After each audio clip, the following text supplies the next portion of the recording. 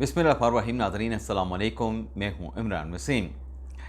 नाज़रीन, इमरान खान की खामोशी पर अदालत का एक बड़ा फ़ैसला सामने आया है। ये फ़ैसला क्या है, इमरान खान को क्या सज़ा सुनाई गई है, एक तो इस खबर की डिटेल आपके साथ हम शेयर करेंगे। Army chief general Asim Munir डट गए, 30 अरकान का घेरा तंग। पाकिस्तान तहरीक इंसाफ के लिए 7 सफ़ात और 3 सवाल महंगे पड़ गए। 9 मई के 4 मुल्ज़मान को अदालत से बरी कर दिया गया। कुछ और भी नाज़रीन पिछले चंद घंटों में अहम डेवलपमेंट्स हुई हैं, उनकी तफसीलात भी इस वीडियो लॉग में आपके साथ हम शेयर करेंगे। लेकिन प्रोग्राम का आगाज़ करने से पहले आपसे हम्बल रिक्वेस्ट है कि चैनल को सब्सक्राइब कर लें, बेल आइकॉन का बटन प्रेस करें।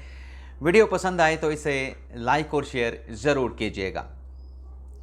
पहली खबर नाज़रीन, इस्लामाबाद की मातहत अदलिया से जज ताहिर अब्बास सिपरा साहब ने थाना रमना पर हमले के इल्ज़ाम में 9 मई के केस में पाकिस्तान तहरीक इंसाफ के कारकुनान को कन्विक्ट किया था, सज़ा सुनाई थी। आज वो जो मुल्ज़मान थे, जिसमें पाकिस्तान तहरीक इंसाफ के एक MNA भी थे, अब्दुल लतीफ़ चित्राली, उनके अलावा, क्योंकि चित्राली साहब मफरूर हैं, अभी तक उनकी मफरूर होने की वजह से किसी अदालत के सामने सरेंडर ना करने की वजह से उनकी अपील हाई कोर्ट में फ़ाइल नहीं हो सकी। लेकिन 26वीं आईनी तरमीम के बाद वाली अदालत ने, मैं ये क्यों कह रहा हूँ, क्योंकि यहाँ पे ये प्रोपेगेंडा होता है कि 26वीं आईनी तरमीम के बाद वाली अदलिया से तहरीक इंसाफ को रिलीफ नहीं मिल सकता। तो 26वीं आईनी तरमीम की बाद वाली अदलिया ने आज तहरीक इंसाफ के 4 कारकुनान को, 4 अरकान को 9 मई के केस से शक व शुबा से बालातर शवायद ना होने पे थाना रमना इस्लामाबाद के केस में, पुलिस स्टेशन को जलाने के केस में बरी कर दिया है। तहरीक इंसाफ के कारकुनान को मैंने क्या कहा, बरी कर दिया है। तो ये अदालतों पे मलबा गिराने की बजाय अपनी अप्रोच को, तहरीक इंसाफ को अपनी अप्रोच को देखना पड़ेगा, उसका जायज़ा लेना पड़ेगा कि हमारी हिकमत अमली क्या है। पनामा के केस में ट्रायल कोर्ट से नवाज शरीफ को सज़ाएं हो रही थी, शरीफ ख़ानदान को सज़ाएं होनी थी, लेकिन उनकी लीगल टीम जो प्लान लेके चल रही थी कि हमने जो केस में सुकम हैं, जो शक व शुबा से बालातर शवाहिद नहीं हैं, उनकी हमने निशानदेही करवा देनी है ट्रायल कोर्ट में, हमें हाई कोर्ट से रिलीफ मिल जाएगा। यह उनका प्लान था। तो पाकिस्तान तहरीक इंसाफ को भी अपना ऐसा प्लान बनाना चाहिए जिस केस में शक व शुबा से बालातर शवाहिद नहीं होंगे, वो चाहे 9 मई का हो, चाहे 26 नवंबर का हो, चाहे एहतजाज का हो, तोड़ फोड़ का हो, हंगामा राई का हो, रिलीफ आपको मिल जाएगा। निचली अदालत से ना सही, एपलेट कोर्ट से आपको मिल जाएगा, हाई कोर्ट की सतह से आपको मिल जाएगा। अब आप देखें, इमरान खान साहब को भी अदालत ने एक मौका दिया था ना। अदालत ने इमरान खान साहब को मौका दिया था कि आप अपने 3 टेस्ट करवा लें 9 मई के केस में। एक पॉलीग्राफिक टेस्ट करवा लें, दूसरा वॉइस मैचिंग टेस्ट करवा लें, और तीसरा फोटोग्रामेट्री टेस्ट करा लें। और ये अदालत की तरफ से इमरान खान को दिया गया एक रिलीफ था, जो कि पुलिस की दरख्वास्त के ऊपर अदालत ने यह फैसला दिया था 3 टेस्ट करवाने का। लेकिन इसमें इमरान खान साहब के पास अपना मौक़िफ़ साबित करने के लिए, अपनी बेगुनाही साबित करने के लिए एक सुनहरी मौका था, एक नादर मौका था। लेकिन इमरान खान साहब ने, पुलिस एक मरतबा गई, उस पहली अटेम्प्ट में इमरान खान साहब ने इनकार किया, दूसरे में इनकार किया, तीसरे में इनकार किया। पुलिस दोबारा अदालत में गई, कहा कि खान साहब तावर नहीं करते, दोबारा हुक्म दे दें। अदालत ने दोबारा इमरान खान साहब के तीनों टेस्ट करवाने का हुक्म दे दिया। इमरान खान ने फिर तावर नहीं किया। पुलिस ने तीसरी मरतबा दरख्वास्त की। अदालत ने तीसरी मरतबा पुलिस की दरख्वास्त को यह कहते हुए मुस्तरद कर दिया कि जब मुल्ज़म इस बात में दिलचस्पी नहीं रखता अपनी बेगुनाही साबित करने में, तो बार बार इन 3 टेस्ट करवाने का मौका देना यह वक्त का ज़िया है। तो लिहाजा अपनी पुलिस जो है अपनी तफ्तीश को मुकम्मल करे। जिस रोज़ नाज़रीन फैसला आया था, आप मेरा वीडियो लॉग देख सकते हैं, मैंने उसमें बड़ा वाज़ेह तौर पे कहा था कि ये फ़ैसला जिसमें इमरान खान साहब ने 3 टेस्ट कराने के सुनहरी मौके से फ़ायदा नहीं उठाया और अदालत ये कह रही है, लाहौर की ATC अदालत ये कह रही है कि मुल्ज़म के पास अपनी बेगुनाही साबित करने का मौका था, लेकिन मुल्ज़म चूँकि इस अपॉर्चुनिटी को अवेल नहीं करना चाहता, तो लिहाजा अदालत अपना वक्त ज़ाया ना करे, पुलिस भी अपना वक्त ज़ाया ना करे, पुलिस तफ्तीश मुकम्मल करे टेक्निकल बेसिस पे। तो उसका नतीजा क्या निकला, जो मैंने आपको बताया था कि इसका आगे चल के इमरान खान को नुकसान होगा। लाहौर हाई कोर्ट में इमरान खान साहब ने जो इनकार किया, इमरान खान साहब ने जो खामोशी अख्तियार की 3 टेस्ट करवाने के हवाले से, क्योंकि पॉलीग्राफिक जो टेस्ट होता है उसमें आपसे चंद सवालात पूछे जाते हैं, आपने उन सवालात का जवाब देना होता है। खान साहब ने उन सवालात का जवाब देने के बजाय मुकम्मल तौर पे खामोशी अख्तियार की, यह कह के कि मैं ये टेस्ट नहीं करवाऊंगा। तो लाहौर हाई कोर्ट ने इमरान खान साहब की 9 मई के 8 मुकदमात में ज़मानत को मुस्तरद कर दिया था। आज वो जो 8 मुकदमात में इमरान खान साहब की ज़मानतें मुस्तरद हुई, उसका तफसीली 7 सफ़ात का फैसला अदालत ने जारी कर दिया है। जस्टिस शहबाज रिजवी साहब, जैसे तारिक महमूद बाजवा साहब ने फैसला तहरीर किया, जिसमें यह लिखा गया कि मुल्ज़म यानी इमरान खान पुलिस के साथ ताउन नहीं कर रहा। अदालत ने अपने फैसले में लिखा कि ATC अदालत ने इमरान खान साहब के तीनों टेस्ट करवाने की इजाज़त दी थी, लेकिन ताहम मुल्ज़म ने इस तफ्तीश में पुलिस के साथ तावन करने से इनकार कर दिया। लिहाजा ये मज़ीद तफ्तीश का मुकदमा है, मज़ीद तहकीकात का मुकदमा है, मज़ीद पुलिस इंक्वायरी का मुकदमा है। मुल्ज़म को 9 मई के 8 केसेस में ज़मानत नहीं दी जा सकती। तो खामोशी अख्तियार की थी ना खान साहब ने पॉलीग्राफिक टेस्ट पे। अगर खामोशी अख्तियार ना करते, अपना बयान कलम बंद करा देते, पुलिस के सवालात का जवाब देते, इन 8 मुकदमात में खान साहब की ज़मानत हो जाती। हम तो जो सॉलिड चीज़ है, जो सॉलिड खबर है, जो सॉलिड आर्गूमेंट है, जो लॉजिक है, वो आपके सामने रखते हैं। हमें कोई बुरा कहे, किसी को अच्छा लगे, हमारी खबर अच्छी लगे, बुरी लगे, लेकिन जो फैक्ट्स हैं, जो हकीकत है, वो आपके सामने रखेंगे। अब नाज़रीन आप ये देखें कि यहाँ पर भी मलबा गिराया गया पुलिस पे कि पुलिस आपको, इमरान खान को इन्वॉल्व करना चाहती है, लेकिन दूसरों पे मलबा गिरा के ये तीनों टेस्ट से इनकार करना किसके गले पड़ा? तहरीक इंसाफ के गले पड़ा है, इमरान खान साहब को महंगा पड़ा है। अब नाज़रीन अगली खबर पे आ जाते हैं। PTI के 4 अरकान मुबारक ज़ेब, उस्मान अली, औरंगज़ेब खिची, ज़हूर कुरैशी, इनके खिलाफ पाकिस्तान तहरीक इंसाफ ने नाअहली के रेफरेंस स्पीकर को भिजवाने का फैसला किया है। तहरीक इंसाफ का कहना है कि इन्होंने 26 आइनवी तरमीम में इन 4 PTI के अरकान ने हुकूमत का वोट डाले हैं, तो इनकी डिस्क्वालिफिकेशन हम चाहते हैं आर्टिकल 63A के तहत। अब 4 अरकान तो ये हो गए जिन्हें पाकिस्तान तहरीक इंसाफ नाअहल करवाना चाहती है आर्टिकल 63A के तहत, लेकिन PTI को यह साबित करना पड़ेगा कि 4 अरकान PTI में शामिल हुए थे या सुन्नी इत्तेहाद कौंसिल में चले गए थे। यह इसको साबित करना पड़ेगा, क्योंकि इन 4 अरकान का यह कहना है कि हम PTI के नहीं, हम आज़ाद थे, आज़ाद हैं और हम मदर पदर आज़ाद हैं। हम किसी जमात की कमांड के नीचे नहीं हैं। तो 4 तो ये हो गए नाज़रीन, लेकिन 26 पाकिस्तान तहरीक इंसाफ के वो अरकान जिन्हें पंजाब असम्बली में अगले 15 सेशंस के लिए मुअत्तल किया गया है। स्पीकर पंजाब असम्बली मलिक अहमद खान की तरफ से उनके खिलाफ डिस्क्वालिफिकेशन का रेफरेंस आज इलेक्शन कमीशन में दायर कर दिया गया है, और यह रेफरेंस हंगामा आराई के इल्ज़ाम पे, शोर शराबे के इल्ज़ाम पे, दंगे फसाद के इल्ज़ाम पे इलेक्शन कमीशन में फ़ाइल किया गया है।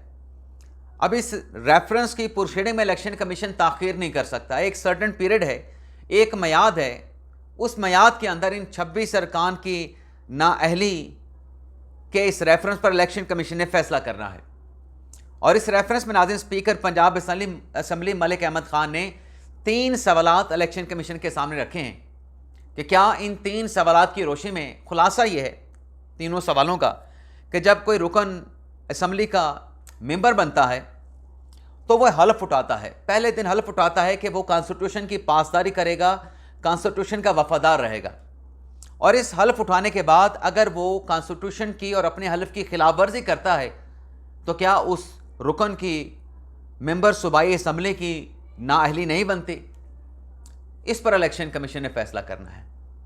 लेकिन स्पीकर पंजाब असम्बली मलिक अहमद खान का यह कहना है कि किसी भी असम्बली के रुकन को दूसरे रुकन का गिरबान पकड़ने की, किसी भी रुकन को दूसरे रुकन को गाली देने की बिल्कुल इजाज़त नहीं दी जाएगी। और पिछले 1.5 साल से मैं बर्दाश्त कर रहा था, लेकिन अब बर्दाश्त से बाहर मामला बाहर हो चुका है और सब्र का पैमाना छलक चुका है। तो लिहाजा इन 26 अरकान की नाअहली का रेफरेंस हमने फाइल कर दिया है।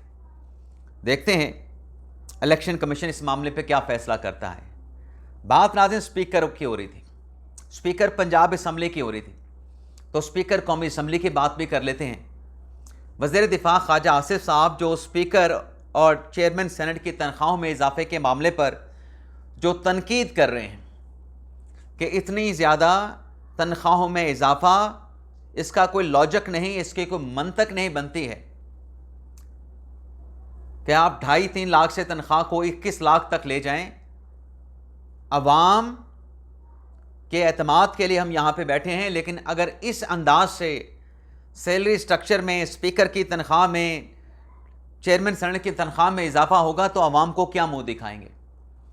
उस पर नाज़रीन स्पीकर कौमी असम्बली अय्याज सादिक साहब ने वज़ीर आज़म को ख़त लिखा है। स्पीकर अय्याज सादिक ने कहा कि मेरा तनख्वाहों के मामले पे, बढ़ाने के मामले पे कोई ताल्लुक़ नहीं। समरी उसकी वजारत पार्लिमानी अमूर तैयार करती है, मंजूरी वज़ीर आज़म उनकी काबीना देती है, काबीना और वज़ीर आज़म की मंजूरी के बाद तनख्वाहों में इजाफे का नोटिफिकेशन वजारत पार्लिमानी अमूर जारी करती है। मुझे तनख्वाह में इजाफे से कोई दिलचस्पी नहीं, मुझे नहीं चाहिए इजाफी तनख्वाह, लेकिन इस मामले का आप फैसला कर दें। काबीना ने फैसला किया था तनख्वाहें बढ़ाने का, लेकिन इसे मेरी ज़ात के साथ क्यों जोड़ा जा रहा है। ख्वाजा आसिफ पे अय्याज सादिक साहब ने डायरेक्टली कोई बात नहीं की। अब ये नाज़रीन ऐसा ही मामला लगता है स्पीकर चेयरमैन सेनेट की तनख्वाहों में इजाफे का, जब इमरान खान साहब का दौर था। मैं एक फैक्ट आपके सामने रखने जा रहा हूँ कि वजारत की सतह पे भारत के साथ तिजारत का फैसला हुआ था, और जब वो भारत के साथ तिजारत का मामला इमरान खान साहब के सामने, काबीना के सामने पेश किया गया, खान साहब ने कहा कि भारत के साथ तो तिजारत हो नहीं सकती। हालांकि मिनिस्ट्री ऑफ ट्रेड के तिजारत के जो वज़ीर थे वो भी इमरान खान साहब थे। मिनिस्ट्री ऑफ तिजारत का, वजारत तिजारत का कलमदान पोर्टफोलियो भी इमरान खान के पास था, वज़ीर आज़म भी थे, वज़ीर तिजारत भी थे। तो यहाँ पर भी लगता है कि ऐसे ही चल रहा है, सलीमुल्लाह कलीमुल्लाह। लेकिन बहरहाल वज़ीर आज़म साहब ने नोटिस लिया था, तो वज़ीर आज़म साहब को इस मामले का फैसला भी करना चाहिए। इसके अलावा नाज़रीन अगली खबर यह है कि अली अमीन गंडापुर साहब जो ये चैलेंज कर रहे हैं कि उनके खिलाफ अदम एतमाद की तहरीक ला के दिखाएं, कामयाब करके दिखाएं, सियासत छोड़ दूंगा। आज उन्होंने पेशावर हाई कोर्ट से हिफाजती ज़मानत ले ली है। ये मुख्तसर सी डिटेल आपके सामने रख रहा हूँ। पेशावर हाई कोर्ट का 2 रुकनी बेंच उसने आज गंडापुर साहब को दोबारा से हिफाजती ज़मानत दे दी। डिटेल बाद में आपके साथ शेयर करेंगे। इसके साथ साथ नाज़रीन पाक भारत जंग से मुतल्लिक वज़ीर दाखिला मोहसिन नकवी साहब ने आज कुछ पोशीदा राजों से पर्दा उठाया है। वज़ीर दाखिला मोहसिन नकवी ने कहा कि पाक भारत जंग के दौरान आर्मी चीफ आसिम मुनीर डट के खड़े थे, उनका हौसला बुलंद था, लेकिन उन्होंने बताया कि इस जंग में खुदा ताला की मदद भी हासिल थी, अल्लाह ताला की गैबी इमदाद भी पाकिस्तान को हासिल रही। 2 वाक़यात मोहसिन नकवी ने बताए। एक, उन्होंने कहा कि भारत की तरफ से पाकिस्तान की एक एयरबेस पे 11 मिसाइल फायर किए गए और वहाँ पर पाकिस्तान के 9 या 10 फाइटर जेट खड़े थे, लेकिन अल्लाह की मदद, अल्लाह का करम कि वो भारत के मारे गए जो मिसाइल थे वो एयरबेस से बाहर जाके लगे, एयरबेस को टारगेट ना कर सके। तो ये अल्लाह की तरफ से पाकिस्तान की गैबी इमदाद थी। दूसरा, उन्होंने कहा कि जब पाकिस्तान भारत को जवाब दे रहा था, अपने दिफा में जवाब दे रहा था, तो पाकिस्तान की कोशिश थी कि भारतीय जो शहरी आबादी है वो निशाने पे ना आ जाए। मोहसिन नकवी साहब ने कहा कि एक मिसाइल फायर करते हुए जो कमांड थी उसमें फ़र्क आ गया, तो परेशानी हुई कि यह मिसाइल कहीं इंडिया की शहरी आबादी पे जाके ना गिरे, शहरी आबादी का नुकसान ना हो, इंसानी जानें ज़ाया ना हो जाएं।